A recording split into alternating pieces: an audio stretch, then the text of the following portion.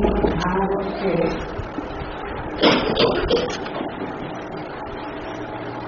प्रथम पद पुराणांतर्गत महात्मिका तृतीय अध्याय चल रहा।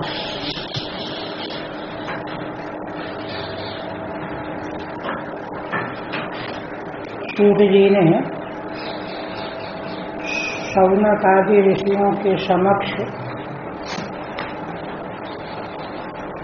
शनकादिकों ने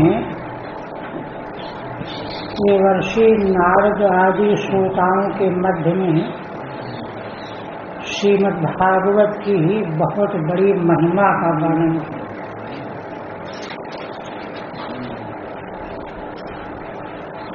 और यहाँ तक कहा कि सारे साधन श्रीमद् भागवत के समक्ष अकिंचित कारण।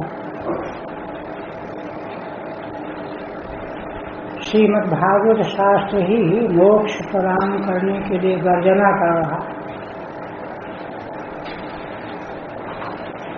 दूसरे साधन जब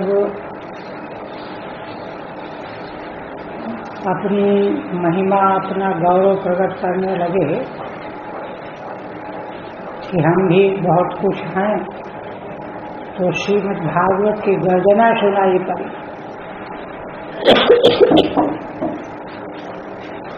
सप्ताह भगवत व्रतात् आदि वचन के द्वारा कहा।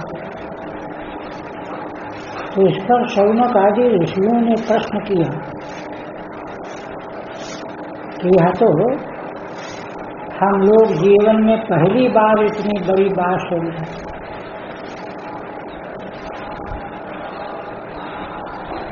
उनका प्रश्न शौनक जी का है, शास्त्र में तत्कथितम कथानकम।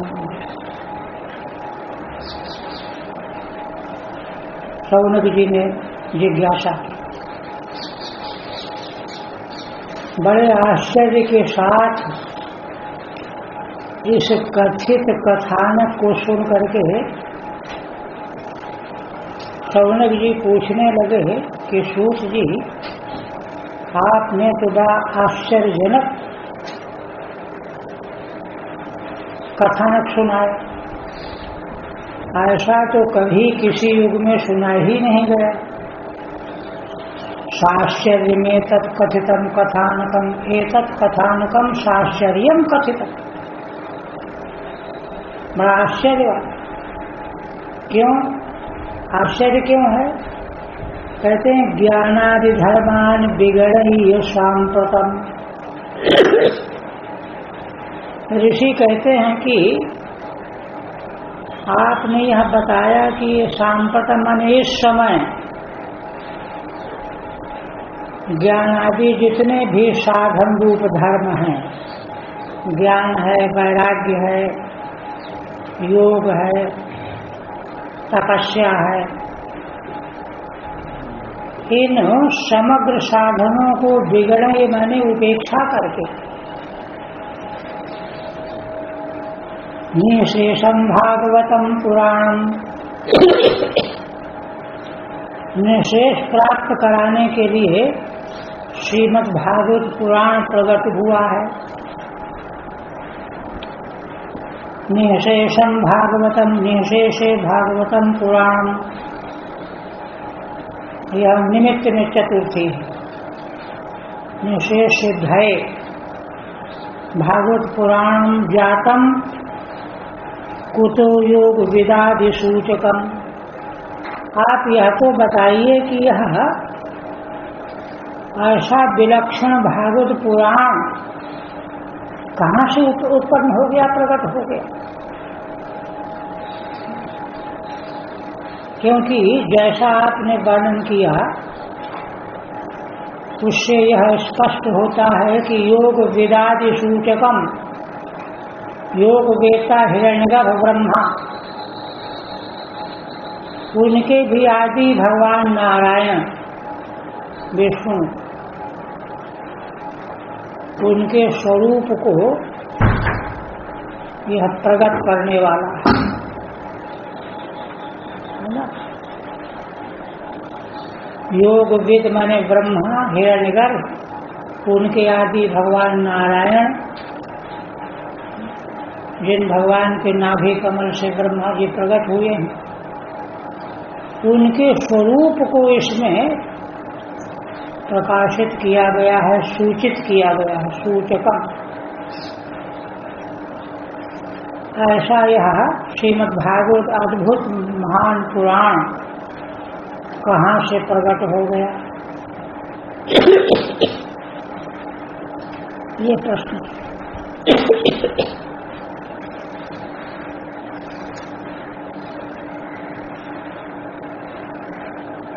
तो इस पर जो है सूत जी उत्तर दे रहे हैं। कोई उपक्रम वर्णन किए बिना सीधे उत्तर दे रहे हैं, क्योंकि जो बात परम प्रामाणिक होती है उसमें ज्यादा नमक मिर्च मिलाने की जरूरत नहीं पड़ती। हल्की फुल्की बात को वजन बनाने के लिए उसमें मिलाओ जुलाओ कुछ, किंतु इसमें नहीं। इसलिए सीधे कहते हैं, यदा कृष्णो धराम त्यक्त्वा स्वपदम गन्तुमुद्यतः। हे ऋषियों, देखो, जिस समय भगवान श्री कृष्ण भूमंडल को छोड़ करके अपने परम पद जाने को उद्यत हुए, अब छोड़ के चले जाए। एकादशम परिश्रुत्वा अत्युद्धव वाक्यमब्रवीत्। उद्धव जी भगवान के बड़े प्रेमी सखा और भक्त थे। उनके प्रश्न को सुन करके उनको संतुष्ट करने के लिए भगवान ने एकादश स्कंद सुना। पीछे हो ही चुका है। देखिए, एकादश स्कंद सुनने के बाद फिर कोई प्रश्न रहता नहीं है, किंतु उनको और कोई प्रश्न तो नहीं था, किंतु सत्पुरुषों के हृदय में दया बहुत होती है। दशम स्कंद में आया है, अनभ्र सौहृदा।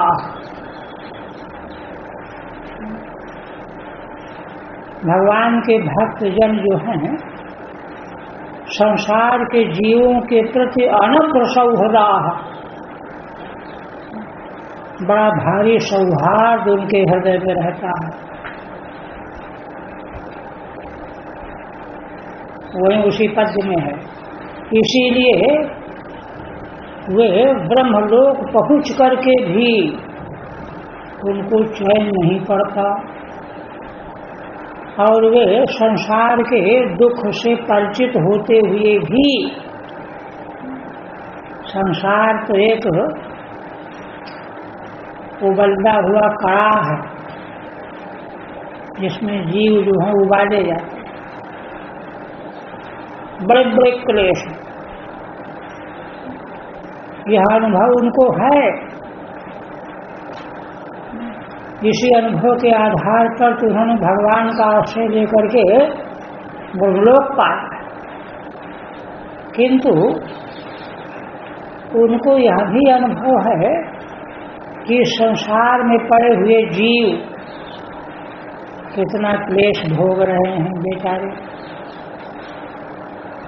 इसलिए इनका कुछ तो हित करना ही चाहिए। तो संकल्प करते हैं, तो उनको अंदर से आकाशवाणी सुनाई पड़ती कि भाई अगर कुछ करना चाहते हो तो तुमको वहाँ जाना पड़ेगा। जिसका कल्याण करना चाहते हो वहाँ गए बिना कैसे करोगे। किंतु संसार से जो बच गया है, छूट गया है, संसार की ओर देखना नहीं चाहता। इतना क्लेश है संसार में कि उसकी ओर देखना नहीं चाहता। तो उनके सामने बात आई कि फिर तो वहाँ जाना पड़ेगा। तो कहा कोई बात नहीं, चले जाओ। संसार के जीवों के प्रति इतना सौहार्द है संत महान पुरुषों में कि उसके लिए संसार में आने को तैयार होगा। वही पद्य है, दशम स्कंद का है, पूरा भी याद नहीं आ रहा। और आकर के उसका अर्थ यही है कि आते हैं और आकर के श्री भगवान के चरणों की भक्ति रूपी नौका को स्थापित करते हैं संसार में कि तुम लोग डरो नहीं, घबराओ नहीं, इसी नौका में बैठ करके पार हो जाओ। अब देखो, अगर ये संत महान पुरुष संसार में नहीं आएंगे तो नौका नहीं मिलेगी। इसको गहराई से सोचना। भगवान के महान भक्तों के अनुग्रह से ही भगवत चरणों की भक्ति रूपी नौका मालूम पड़ती है, मिलती है। कहाँ मिलेगी, कैसे मिलेगी, वो सब पता उन्हीं के द्वारा लगता है। तो ऐसे होते हैं, तो उसी कोटि में उद्धव जी हैं। तुरंत उन्होंने सोचा कि अरे अब तो भगवान भूलों को छोड़ के जाने वाले हैं, मेरा अपना कल्याण तो हो गया है, किंतु संसार के जो दूसरे जीव हैं और विशेष करके जो भगवान के भक्ति के मार्ग पर चलने वाले हैं, वे भी, उनका अवलंबन क्या रह जाएगा, क्योंकि आगे घोर कलयुग आने वाला है। देखिए कितने दूरदर्शी, कितनी बड़ी दूरदर्शिता। साधु पुरुष का यही लक्षण है, केवल अपने खाए लक्ष्मी नारायण नहीं है। शास्त्र हमको संदेश क्या दे रहा है, हम सुन कितना रहे हैं, ये ग्रहण करना है, पकड़ना है, समझना है। सप्तम स्कंद में प्रहलाद जी कहते हैं, नृसिंह भगवान की स्तुति करते हुए, बहुत उच्च कोटि के महान भागवत, वो कहते हैं कि भगवान मैं अपने लिए चिंता नहीं कर रहा हूं, मैं तो आपके भक्तों के बीच में भगवान की मंगलमयी लीला कथाओं को सुन करके संसार समुद्र को अनायासेन पार ही कर लूंगा। मुझे कुछ भी भय नहीं है, कोई क्लेश नहीं, लेकिन मैं दुखी और घबरा रहा हूं संसार के दूसरे जीवों की दुर्दशा देख करके। इसलिए जब कोई मुझको कहता है कि अरे प्रहलाद जी क्या चक्कर में पड़े हो, चलो एकांत में भजन करेंगे, तो मना कर देता हूं कि ना, इन व्याकुल उद्विग्न जीवों की हालत देखने के बाद इनको छोड़ करके मैं जा नहीं सकता। किंतु भगवान आपके चरणों के अलावा तो कोई दूसरा रास्ता भी नहीं है, ये भी मैं जानता हूं। और तीसरी बात यह भी जानता हूं कि इतने ये बेहोश हैं जीव संसार के कि चाहे कोई कितने ही बताओ, आपके चरणों की ओर ये जाना नहीं चाहिए, बल्कि नरक की ओर ले जाने वाले विषयों की ओर ही दौड़े चले जा रहे हैं। देखिए, किंतु भगवान ये तो नासमझ है। क्या जानकार व्यक्ति भी नासमझी करेगा क्या? माने आप तो नासमझ नहीं है। इनकी नासमझी पर समझदार को तो दया आनी चाहिए इसलिए आप के अनुग्रह की प्रार्थना बाट जोहने के लिए मैं इनके बीच से छोड़ करके जाना नहीं चाहता हूँ। देखिए ये सब अर्थ ग्रहण किया जाएगा श्रीमद् भागवत से, तब वो जो महिमा इसकी कही गई है वो चरितार्थ होगी, सामने आएगी। तो वही कह रहे हैं सूत जी महाराज की, जब उन्होंने देखा कि भगवान को भूलोक को छोड़ के जाने वाले है ना, तो उद्धव वाक्य मब्रवीत, उद्धव वाक्य। देखो अब भगवान को अनंत कोटि ब्रह्मांड नायक जगत गुरु मान करके भी भगवान के प्रेमी सखा और भक्त हैं, इसलिए त्वम कहने में उनको कोई संकोच नहीं है। कहते हैं त्वम तु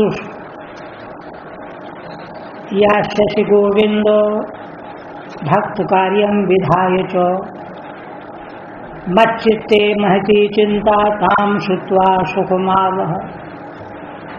हे गोविंद, तुम तो भक्तों का काम बना चुके हो, बना करके चले जाओगे, मैं जान गया हूँ, किंतु मेरे चित्त में एक बड़ी भारी चिंता है। मच्चित्ते महती चिंता ताम श्रुत्वा सुखमावह। तो मेरी चिंता को सुख सुनो और सुन करके मुझे सुखी बनाओ। सुखम आवह, है ना, सुख कब मिलेगा? जब निश्चिंत हो जाऊंगा तब सुख मिलेगा। अर्थात मेरी चिंता को दूर करो।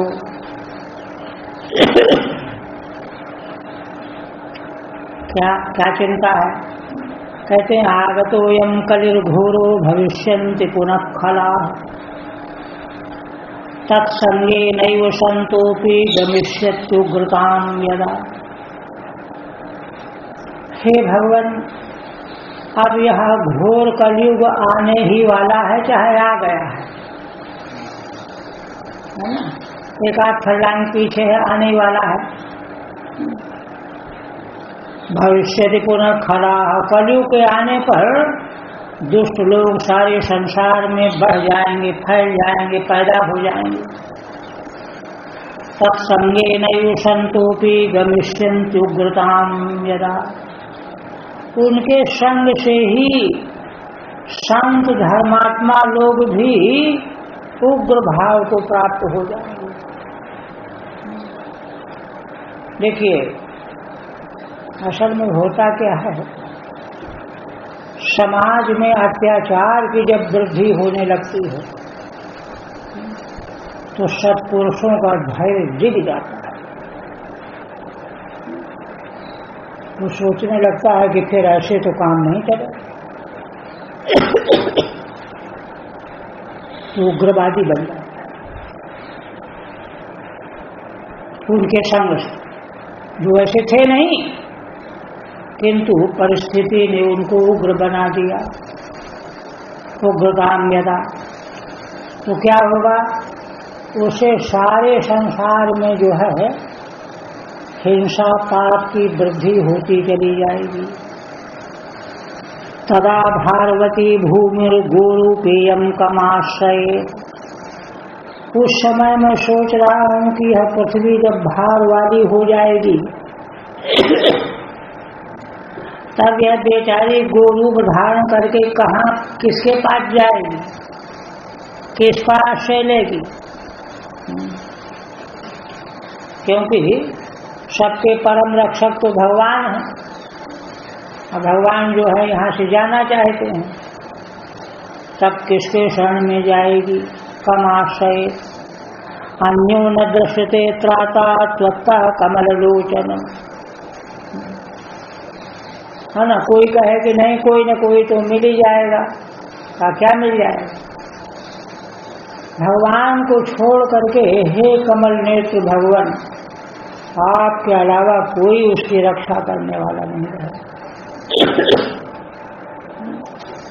क्योंकि देखो असल में जो जिनमें धर्म निष्ठा नहीं है वो कोई रक्षा नहीं कर सकते। वे पहले अपनी ही रक्षा कर लें तो बहुत। जिस धर्म की उपेक्षा करके स्वयं संसार के गर्त में डूब रहे हैं, वे क्या रक्षा करेंगे? इसलिए है ना, आपके अतिरिक्त दूसरा कोई भी रक्षा करने वाला मुझको नहीं दिखाई देता। अतः सत्सुदयाम कर्त्वा भक्तवत्सल मां ब्रजो। इसलिए कहते हैं कि भगवान मेरी प्रार्थना यही है कि सत्सु माने सत्पुरुषों पर, धर्मात्मा जनों पर दया करके, हे भक्त वत्सल आप मत जाओ मां ब्रजो। भक्तार्थम सगुणो जातो निराकारोपि चिन्मय। कोई कहे कि अरे तुम तो ऐसी बात कहते हो, भक्तों के लिए हम कितना पीड़ा सहें, कितना कठिनाई सहें, हमको क्या लेना देना है। तो कहते हैं कि नहीं, उद्धव जी भगवान के स्वभाव को जानते हैं। उमा राम स्वभाव जही जाना, ताहि भजन तज भावना। ये शास्त्र असल में हमको भगवान का स्वभाव ही तो बताते हैं, भगवान का स्वभाव बताते हैं। एक बार महाराज जी ने सुनाया कि भगवान सुखदेव जी निर्विकल्प समाधि में स्थित। भगवान व्यास को बड़ा क्लेश था, वो रुके नहीं थे। तो एक बार शिष्य जो हैं लकड़ी लेने जंगल में गए थे, तो वहाँ उनको सुखदेव भगवान का दर्शन हो गया, समाधि में बैठे हुए। तो आकर के उन्होंने बताया व्यास जी को कि ऐसा ऐसा हमने देखा और लगता है कि वे सुखदेव भगवान हैं। तो भगवान व्यास तो सर्वज्ञ भगवान के अवतार ही। कहा अच्छा जाओ श्लोक सुना देना जा करके। तो पहले दिन जा करके शिष्यों ने श्लोक सुनाया, जिसमें भगवान के मंगलमय स्वरूप का निरूपण है। बरहा पीडम नटवर बपुः कर्णयोः कर्णिकारं बिभ्रत बासः कनक कपिशं वैजयन्तीं समाला। है ना, बिभ्रत बासः, ये सुन करके समाधि टूट गई। इधर देखने लगे सुखदेव, कहाँ से किसने सुना? वो भगवान व्यास ने छिपा दिया था कि धीरे से सुना करके छिप जाना, छिप गए। इसमें भगवान के दिव्य स्वरूप का वर्णन दशम स्कंद का है। तो अत्यंत प्रसन्न गदगद होकर के सुखदेव भगवान ने कहा, सोचा कि ठीक है भगवान ऐसे तो हैं, किंतु देखिए साधनामय जीवन में व्यक्ति को अपने भीतर बड़ी कमियां मालूम पड़ती हैं। अहंकारियों की बात जाने दो, जो अहंकारी हैं कि हम हमसे बढ़ के कौन है, किंतु महान पुरुष जो होते आए हैं उनको अपने में बड़ी कमी मालूम पड़ती है। देखिए गोस्वामी जी क्या कहते हैं, मौसम कौन कुटिल खलकामी। गोस्वामी जी कुटिल खलकामी थे क्या? किंतु नहीं देखी, क्योंकि जरा सी भी बात अगर भीतर है वह बेचैन कर देती है और अपने को वह धिक्कारने लगता है। धिक्कारने से पराकाष्ठा की शुद्धि हो जाती है। पूरी शुद्धि हुए बिना भगवान जो है हृदय में आएंगे नहीं। तो उसी तरह से भगवान सुखदेव जी के मन में आया कि अरे मैं इतना अच्छा कहाँ हूँ कि भगवान मुझको मिल जाएंगे, दर्शन देंगे, उनके चरणों की सेवा करने का अवसर मिल जाए। ये प्रश्न शिष्य ने जाकर के बताया भगवान व्यास को। और प्रतिक्रिया क्या हुई ये भी बताया। कहा अच्छा, कहा ये श्लोक फिर दूसरे दिन सुनाऊंगा।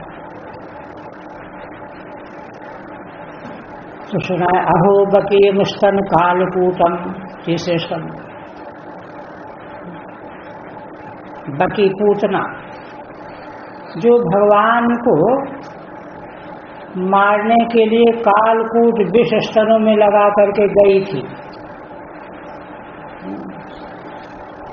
उसको भी भगवान ने प्राणांत तो किया किंतु धात्री की सद्गति दी। कम वा दयालुम शरणम ब्रजेम, यह जब सुनाया शिष्यों ने तो भगवान सुखदेव जी का तो अंतःकरण खींच गया। अरे भगवान इतने कृपालु, इतने दयालु, पूतना जो उनको मार डालने के लिए कालकूट विष लगा करके आई थी, उसको भी उन्होंने सद्गति दे दी। तो कम से कम मैं तो इतना गिरा हुआ नहीं हूं, और कभी हो तो हो। इसलिए वे भगवान को प्राणी मात्र के हितैषी हैं, इसलिए मुझको ठुकराएंगे नहीं। समाधि छोड़ के उठ पड़, दौड़ पड़, अपने पिता भगवान व्यास के पास कहा कि यह श्लोक कहाँ का है, उसको पढ़ाइए। तो भगवान व्यास ने उनको गले लगाया, कहा कि वत्स आओ बेटे, ऐसे एक नहीं 18,000 श्लोक हैं। तब जो है वही तो उसी समय से भगवान सुखदेव जी ने अध्ययन किया। तो मैंने मतलब क्या हुआ कि भगवान का स्वभाव, उद्धव जी भगवान के स्वभाव को समझते हैं, इसलिए क्या कहते हैं, कहते हैं कि भक्तार्थम सगुणो जातः निराकारोपि चिन्मय। आप निराकार हो, चिन्मय माने ज्ञान स्वरूप हो, किंतु भक्तों को इतना आप चाहते हो कि उनके लिए आप सगुण रूप में प्रकट हो गए हो। इससे बढ़कर के भगवान का औदार्य क्या होगा। ऐसा औदार्य भगवान के अलावा कहीं नहीं मिलेगा। इसलिए मेरी प्रार्थना है, त्वद्वियोगेन ते भक्ता कथम स्थास्यन्ति भूतले। आप जरा सोचो तो कि जब आप भूलोक को छोड़ के चले जाओगे तो आपके वियोग में भक्तजन व्यथित हो जाएंगे और वो संसार में कैसे जीवित रह पाएंगे, है ना। अच्छा, यदि कोई कहे कि निराकार मेरी आराधना करेंगे, तो निराकार आराधना में बड़ा क्लेश है। निर्गुणोपासने कष्टम मतः किंचित विचार। भगवान के निर्गुण स्वरूप की, ठीक है, जब तक सगुण है, नहीं है तो निर्गुण रूप में तो है ही, तो भजन करेंगे। तो कहते निर्गुणोपासने कष्टम मतः किंचित विचार। आपके निर्गुण स्वरूप की उपासना में तो बड़ा क्लेश है, इसलिए आप थोड़ा न थोड़ा सोचो इस विषय में। ये उद्धव जी ने प्रार्थना की। इत्युद्धव वचः श्रुत्वा प्रभासे चिन्तयद्धरि भक्तावलंबनार्थायो किम विधेयम मयीति च। सूत जी महाराज कहते हैं कि इस प्रकार से भगवान उद्धव जी की वाणी सुन करके प्रभास क्षेत्र की चर्चा है, द्वारिकापुरी के पास, वहीं तो सब यदुवंशी जा करके जल करके मर गए, है ना। तो वहाँ उद्धव जी की बात पर गौर किया भगवान कि हाँ ये तो इनकी बात ठीक है। भक्तावलंबनार्थायो, भक्तों के अवलंबन के लिए, है ना, किम विधेयम मयेति च, भाई मुझको क्या करना चाहिए। उद्धव जी का प्रश्न अपने जगह पर बिल्कुल ठीक है, पर मुझे करना क्या चाहिए। अब जाना तो कैंसिल नहीं होगा, अपने धाम को तो जाना ही है, किंतु जो कठिनाई उद्धव जी व्यक्त कर रहे हैं उसका कोई उपाय तो करना चाहिए। किम विधेयम मयेति च,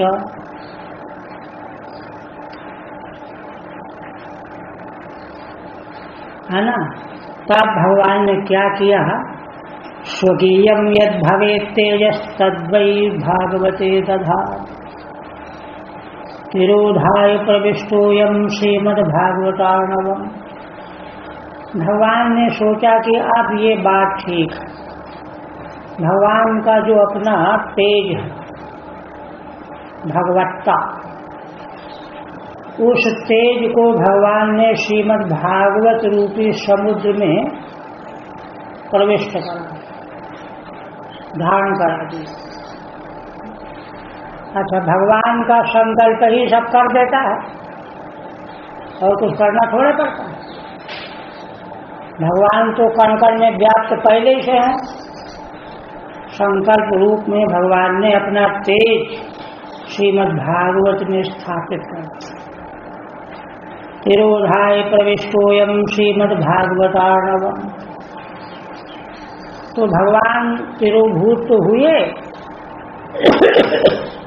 जैसा 11वें स्कंद के अंत में आया है, किंतु भगवान तो सर्वत्र व्यापक है। कोई ऐसा थोड़े कि बैकुंठ से भगवान यहाँ अवतार लेकर के आए, बैकुंठ में भगवान है ही नहीं, ऐसा नहीं होता। सर्वत्र सर्वदा भगवान रहते हैं।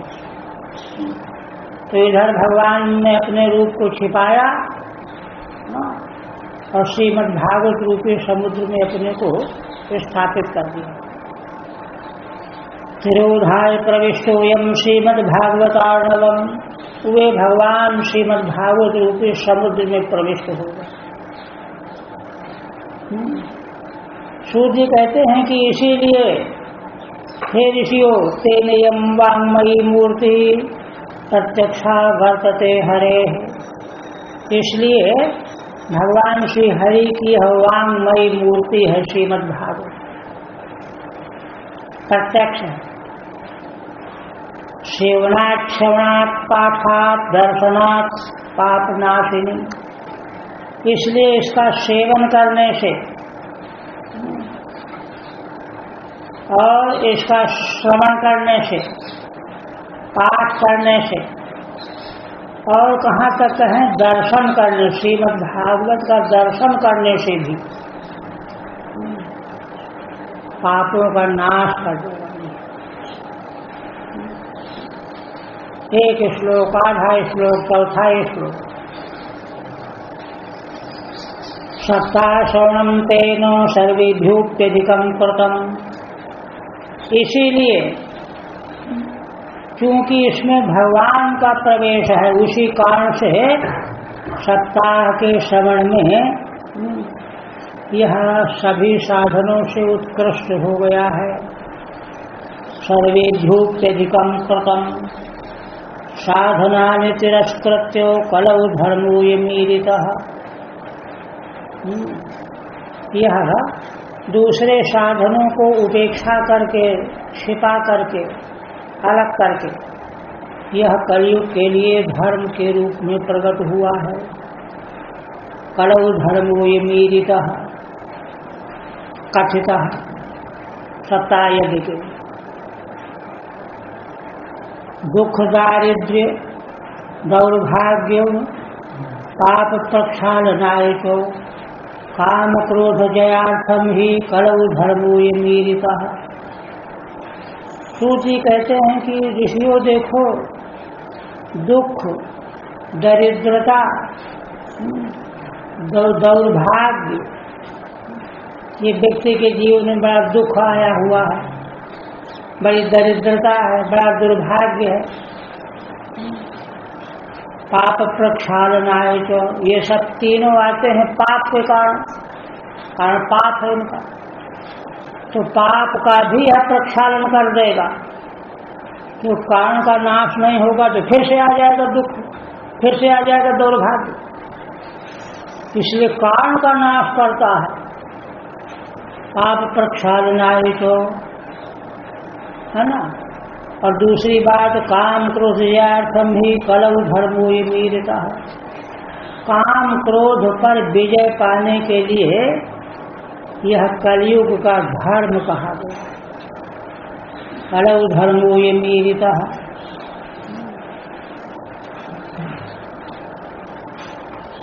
फिर कहते हैं कि देखिए, इतनी महिमा श्रीमद् भागवत शास्त्र की बताई गई,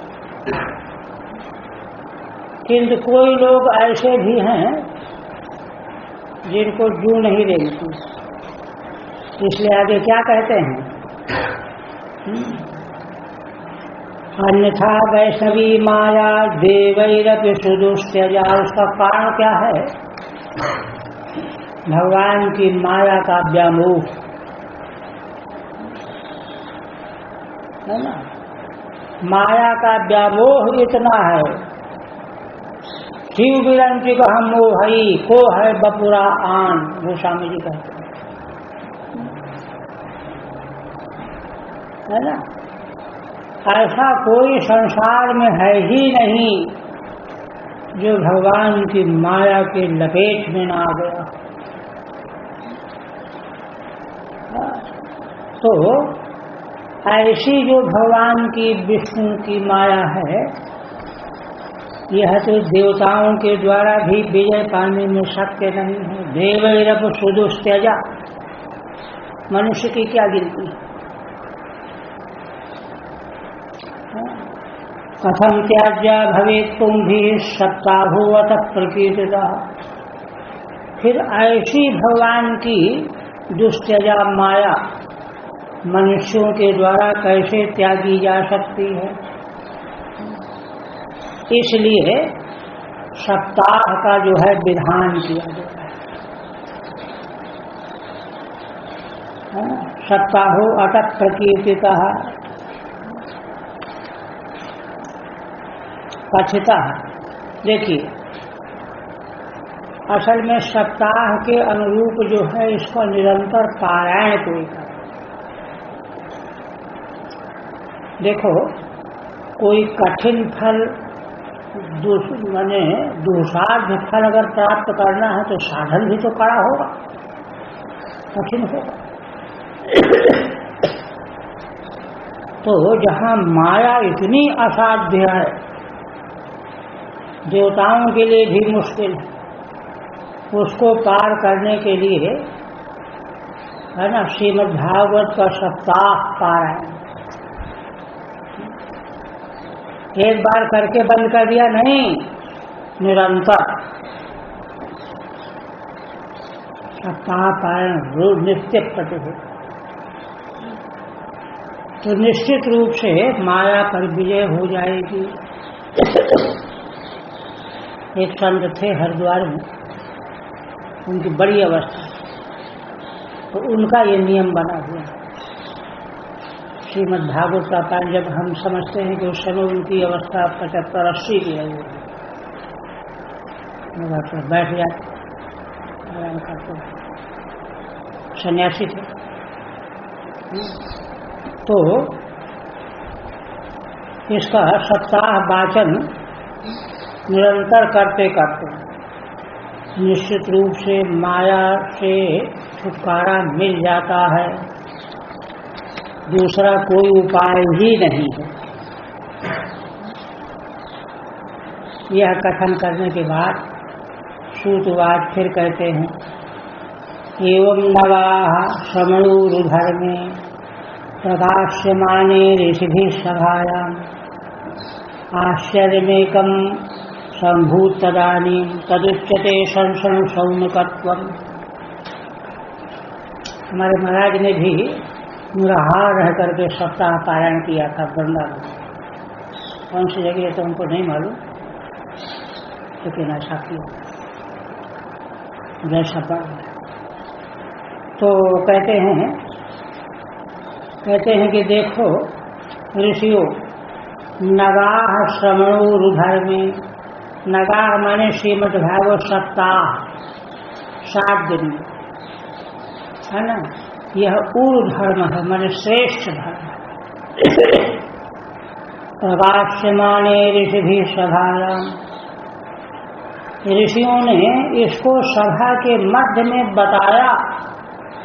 संकादिकों ने प्रकाशित की, महिमा का वर्णन कर ही रहे थे। तब तक क्या हुआ? आश्चर्यमेकम संभूत तदानीं तदुच्यते संसरण सौनकत्वम्, है ना। उस समय एक महान आश्चर्य हुआ, है ना। तो वह तुम लोग सुनो, मैं तुमको बताने जा रहा हूँ। क्या बताने जा रहे हैं? कहते हैं कि श्रीमद् भागवत की महिमा का सनकादि ऋषियों के द्वारा जब कथन किया गया, तो कहते हैं भक्ति श्रुतौ तौ तरुणौ गृहीत्वा। देखिए, नारद जी का तो संकल्प ही यही था, अनुष्ठान उन्होंने इसीलिए तो करवाया, और जिन्होंने उपाय बताया वही वक्ता बन गए। ये तो संसार की अद्भुत घटना, जीवों के कल्याण के लिए। भक्ति श्रुतौ तौ तरुणौ गृहीत्वा प्रेमैक रूपा, अच्छा इसमें गलत, प्रेमैक रूपा सहसा विरासीत श्री कृष्ण गोविंद हरे मुरारे नाथेति नामानि मुहुर्वदन्ति। भक्ति देवी अपने दोनों पुत्रों को, ज्ञान वैराग्य जो बेहोश पड़े हुए थे, वे तरुण हो गए हैं, युवा हो गए, चल फिर सकते हैं, है ना। उनको अपने साथ में लेकर के आई। दोनों जो हैं एक एक तरफ हाथ पकड़े हुए हैं, भक्ति देवी लाइनाबाद, है ना। और स्वयं भक्ति देवी का रूप क्या है? प्रेमई का रूपा सहसा विरासी, जिनका एकमात्र प्रेम ही स्वरूप है। सहसा आविरासी, सहसा माने अकस्मात प्रकट हो गई। आनंद नामक तट में जहाँ कथा का आयोजन था, बड़ी भारी सभा थी। उस सभा के बीच में सहसा प्रकट हो गई भक्ति देवी, और जब प्रकट होकर के भगवान के मंगल में नाम का उच्चारण कर रहे थे, श्री कृष्ण गोविंद हरे मुरारे नाथेति नाम्य नामानि मुहुर्वदन्ति। हे श्री कृष्ण, हे गोविंद, हे हरे, हे मुरारे, ऐसे भगवान के दिव्य नामों का बार बार गुनगुनाती हुई, उच्चारण करती हुई चली आ रही है। ताम चागताम भार्गव तीर्थभूताम, क्या है? भागवतार्थ भूताम। सुचारुवेशाम ददशु सदस्या कथम प्रविष्टा कथमागतेयं मध्ये मुनीनामिति तर्कयन्तः। उस श्रोताओं की, ऋषि मुनियों की सभा में भक्ति देवी अपने दोनों पुत्रों को साथ में लेकर के जब आ गई, वह क्या है? भागवतार्थ भागवतार्थ भूषण, श्रीमद् भागवत का अर्थ ही उनका आभूषण। उनके वस्त्र अलंकार क्या है, श्रीमद् भागवत का जितना अर्थ है वही उनका आभूषण है। और सुचारु वेशम, इसीलिए बड़ा सुंदर उनका वेश है। ददशु सदस्या, ऐसी भक्ति देवी को सदस्यों ने, ऋषि मुनियों ने देखा, दर्शन किया। अब उनके मन में तर्क उठने लगा, अरे कथम प्रविष्टा कथमागतेयम, यह स्त्री होकर के ये कैसे आ गई, प्रविष्ट कैसे हो गई, किसी ने रोका क्यों नहीं, इसकी हिम्मत कैसे पड़ गई, है ना। मध्य मुनि नाम तर्कयंत, मुनियों के बीच में कहीं एक तरफ बैठ जाती आकर के तो कोई बात नहीं थी, ऐसे तर्कना करने लगे, है ना, कोलाहल मच गया। तब शनकादि ऋषियों ने जो है उत्तर दिया, पूछु कुमारा वचनम तदानीम कथा सतो निष्पतिता धुनेयम। उस समय शनकादि ऋषियों ने उस समय यह कथन किया, कहा कि देखो इस समय, यह इसी समय कथा के, श्रीमद् भागवत कथा के अर्थ से प्रकट हुई है। ये कोई स्थूल आकृति नहीं है, सूक्ष्म आकृति है, दैवी आकृति है। श्रीमद् भागवत के दिव्य मंगलमय अर्थ से इनका प्राकट्य हुआ है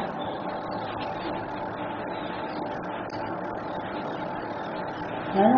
निष्पतिता धुनेयम एवं गिरह सा ससुता निशम्यो सनत कुमारम निजगाद नम्रा। सनत कुमार जी की यह वाणी भक्ति देवी ने भी सुना, कहाँ से आई, कौन है ये,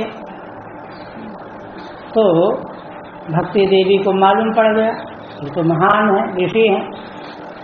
इसलिए अपने पुत्रों के सहित सनत कुमार जी की वाणी सुन करके अत्यंत विनम्र होकर के उनसे कहने लगी, नम्रा निजगा। भक्ति रुआज भगवद्भिरद्यैव स्तुता से पुष्टा कलित प्रनष्टा अपि कथा रसेन क्वाहं तु तिष्ठाम्यधुना ब्रुवन्तु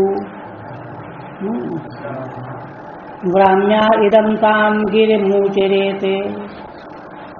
भक्ति देवी ने कहा कि आप लोगों के द्वारा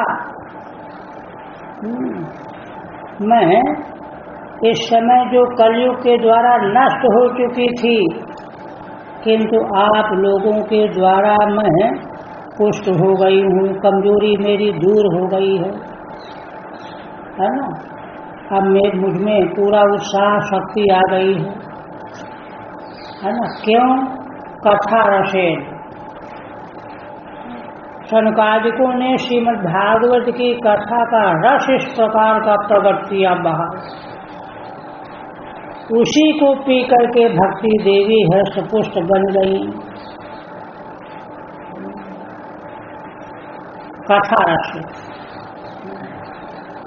क्वाहं तु तिष्ठाम्यधुना ब्रुवन्तु। अब आप कृपा करके हमको ये बताओ कि मैं कहाँ अपना आसन लगाऊं। ब्रुवन्तु ग्राम्या इदं ताम गिरिमुचिरेते। आप कृपा करके मुझको बताओ। ब्रह्मा माने ब्रह्मपुत्र, ब्रह्मा जी के मानस पुत्र है ना, संबोधन है ना। इदं ताम गिरिमुचिरेते। तब सनकादिकों ने भक्ति देवी के सामने अपनी यह बात कही। कहते हैं भक्तेषु गोविंद स्वरूप कर्त्री प्रेमैक कर्त्री भवरूप हंत्री स्वात्वं चतिष्ठस्व सुधैर्य संशया निरंतरम वैष्णव मानुषान्।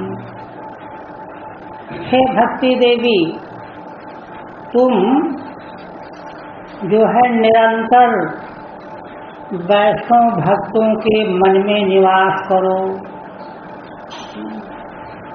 गोविंद स्वरूप कर्त्री धर्त्री, क्योंकि तुम्हारा स्वरूप भगवान गोविंद के समान धारण करने वाला है, धारण किया हुआ है।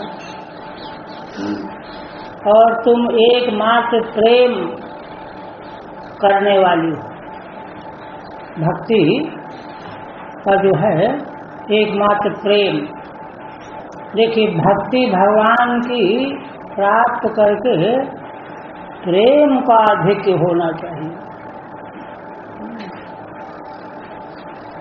भक्ति के मार्ग में चल करके फिर व्यक्ति निष्ठुर नहीं रह सकता। जीव मात्र के प्रति उसके हृदय में प्रेम पलने लगता है।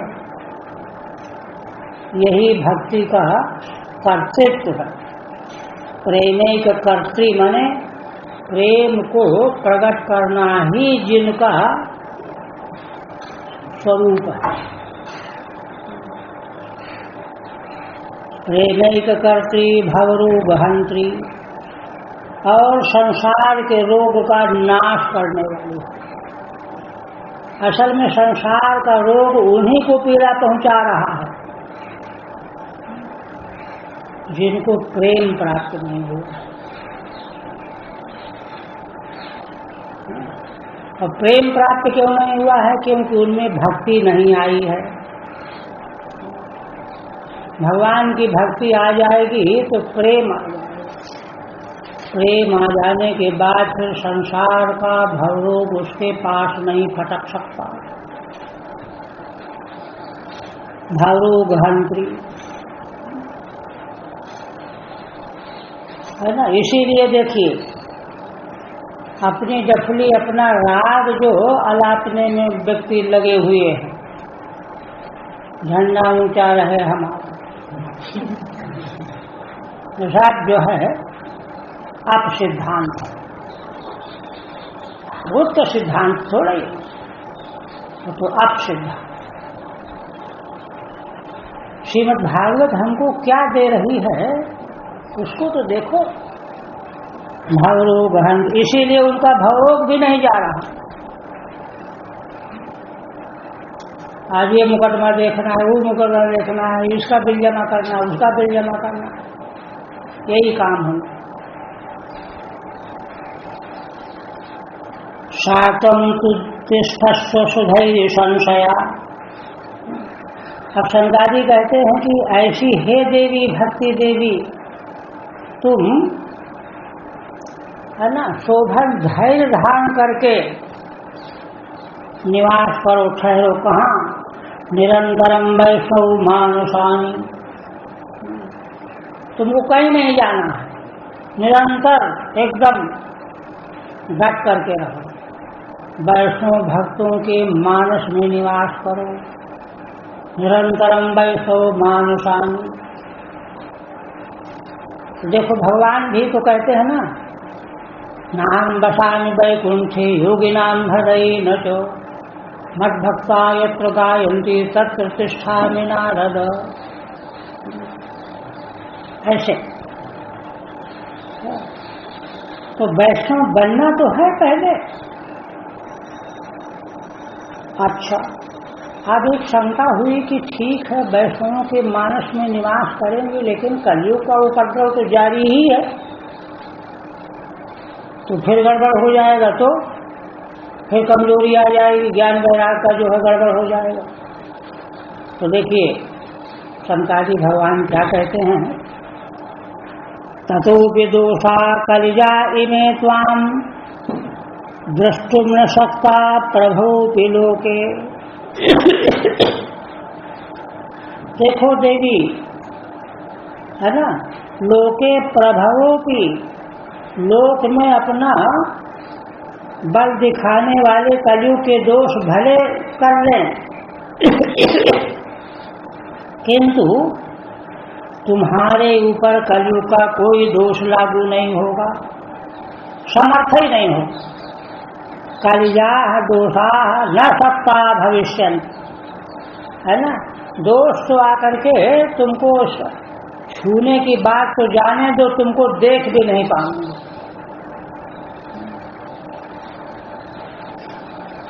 प्रभु विलोके एवं तदाज्ञावसरेपि भक्ति सदा निषण्णा हरिदास चित्ते, है ना। सूत जी महाराज कहते हैं कि इस प्रकार से सनकादिकों की आज्ञा को स्वीकार कर लिया भक्ति देवी ने, और उन्होंने तुरंत भगवान के जो दास भक्त हैं उनके चित्त में अपना आसन लगा दिया।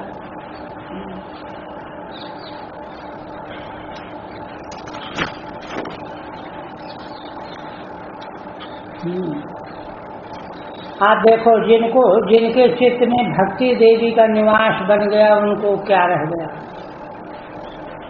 इससे बड़ी उपलब्धि तो कोई हो ही नहीं सकती। इसलिए उनकी महिमा का गुणगान करते। क्या कहते हैं, सकल भुवन मध्ये निर्धनास्ते धन्या निवसति हृदयेषां श्री हरेर्भक्तिरेका हरिरपि निजलोकं सर्वथा तो विहाय प्रविशति हृदयेषां भक्तिसूत्रोपनद्धः। सूत जी महाराज कहते हैं कि हे ऋषियों, है ना, सकल माने 14 भुवन है ना एक एक ब्रह्मांड में, 14 भुवनों के मध्य में सकल भुवन मध्य निर्धनास्ते धन्या, जो निर्धन हैं, जिनके पास धन नहीं, सुविधाएं नहीं, किंतु वे भी धन्यवाद के पात्र हैं। कौन से? निवसत हृदयेषां श्री हरेर्भक्तिरेका, जिनके हृदय में केवल मात्र एक श्री हरि के प्रति भक्ति निवास करती है ना। इतने से ही वे धन्यवाद आ रहे है ना।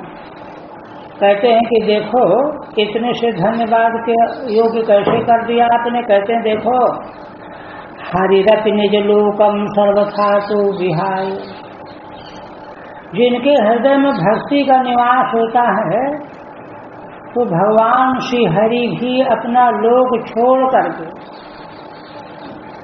है ना, छोड़ करके सर्वथा तो विहाय प्रविशति हृदयेषां भक्ति सूत्रोपनद्धः, भक्ति के सूत्र के द्वारा बंध जाने से भगवान भी उनके हृदय में प्रवेश कर जाते हैं। इसलिए भगवान को अपने हृदय में निवास कराने का सूत्र भक्ति ही है, भक्ति ही सूत्र है। ऐसी उनकी महिमा है। अंतिम में कहते हैं, गुरुमूर्धते किमधिकम महिमानमेवं ब्रह्मात्मकस्य भूय भागवताभिधस्य यत्संशयान् निगदित अच्छा ये गलत है, निगदनाद कर दिया। निगदित लभते सुभक्ता श्रोतात् कृष्ण समता मलमन्य धर्मैः। कहते हैं कि हे ऋषियों,